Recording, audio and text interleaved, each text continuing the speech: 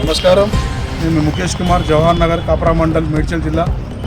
చూస్తున్నచ్చు ఇక్కడ 434 survey number. అలాగే Reddisetti Srinivas deputy mayor, గతంలో మొన్నటి వరకు ఉప సర్పంచ్, తర్వాత డిప్యూటీ మేయర్గా ఉండడం జరిగింది. ఇక్కడ ఆల్రెడీ ఎంఆర్ఓ గారు గతంలో వచ్చి ఇదంతా కొలవడం జరిగింది. ఇక్కడ బోర్డు తీసి రాత్రి 20 నుంచి 30 మంది ఇక్కడ పాపం వాళ్ళు అమాయక ప్రజల్ని లేబర్లు పెట్టి ఈ రాత్రి రూమ్ కడుతున్నారు. గతంలో మేకల అయ్యప్పకి అలాగే ఈ యొక్క ల్యాండ్కి సంబంధం ఉన్నది.